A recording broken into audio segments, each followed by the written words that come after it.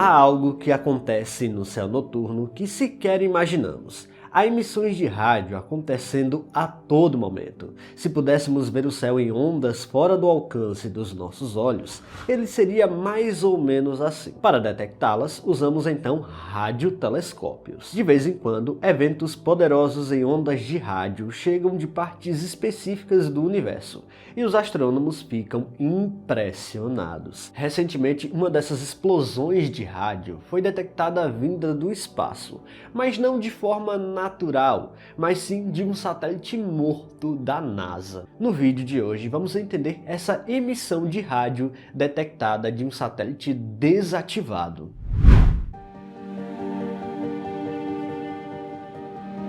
Embora a NASA seja amplamente conhecida por suas emissões interplanetárias, como as realizadas em Marte, Júpiter ou nos confins do Sistema Solar, sua atuação vai muito além da exploração de outros mundos. A agência investe fortemente em estudos da Terra, o monitoramento do clima, dos oceanos, do gelo e outros padrões atmosféricos com a ajuda de constelações de satélites dedicados à observação terrestre. Esses dados são cruciais para entender as mudanças climáticas, prever desastres naturais e orientar políticas ambientais em escala global. Durante a história, a NASA já investiu até em satélites de TV. O programa Relay da NASA desempenhou um papel fundamental nessa comunicação entre continentes. Em vez de só depender de antenas na superfície da Terra, esses satélites servem como meio intermediário de comunicação. Eles orbitam em altitudes estratégicas que permitem uma comunicação entre outros continentes. Lançados na década de 1960, o programa Relay, composto pelos satélites Relay 1 e 2, desempenhou um papel fundamental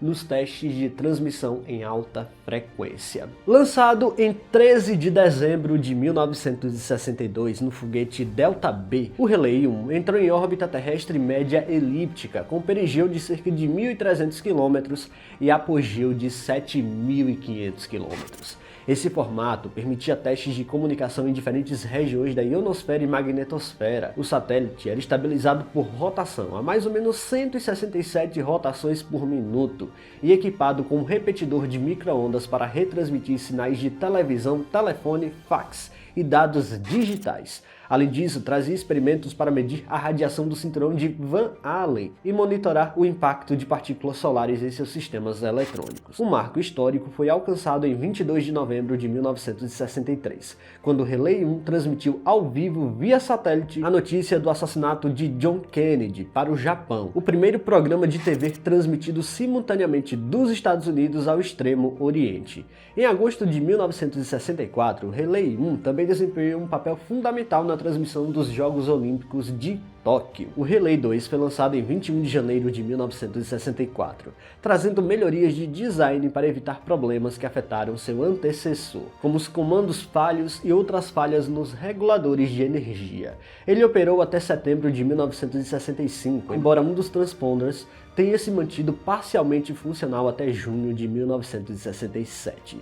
Apesar de ambos os satélites ainda estarem em órbita com a Terra, ao menos até 2016, o Relay 2 teve uma breve reemissão de sinal em 13 de junho de 2024, possivelmente causada por uma descarga eletrostática, um fenômeno incomum dado que sua operação foi encerrada há décadas. E é aqui que as coisas começam a ficar no mínimo bizarras. Um satélite fantasma voltou a transmitir. Como isso é possível? Bom, a breve e poderosa explosão de rádio foi registrada pelo radiotelescópio australiano, ASKAP, e surpreendeu os astrônomos. Essas explosões, conhecidas mais popularmente como FRBs, ou rajadas de rádio rápidas, são diretamente associadas a eventos de origem cósmica e bastante distantes. No entanto, os dados diziam algo muito específico e bizarro. Ao invés da explosão estar localizada a bilhões de anos-luz de distância, ela estava a apenas alguns milhares de quilômetros acima da superfície terrestre.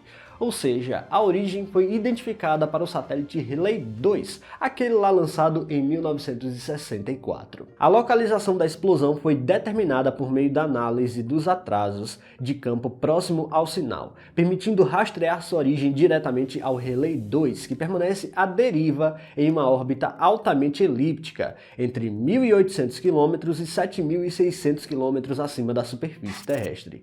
Essa descoberta chamou a atenção imediata, pois representa uma das primeiras vezes em que um FRB foi associado inequivocadamente a um objeto tecnológico humano, em vez de uma fonte astrofísica. Ao investigar a origem do fenômeno, os cientistas utilizaram dados para cruzar a hora exata da explosão com a posição orbital de satélites catalogados. Foi assim que encontraram uma coincidência quase perfeita com o objeto de identificação NORAD 737, que corresponde ao Rayleigh 2. Com isso, os astrônomos puderam concluir com confiança que a rajada havia se originado desse satélite abandonado há mais de meio século. O sinal não poderia ter sido causado por uma luz solar refletida, descartando explicações comuns em casos de falsos positivos anteriores. Em vez disso, os pesquisadores propuseram duas hipóteses para explicar o fenômeno: uma descarga eletrostática acumulada ao longo do tempo ou uma descarga de plasma resultante do impacto de um micrometeoroide, pequenas partículas de rocha que circulam no espaço e frequentemente colidem com satélites.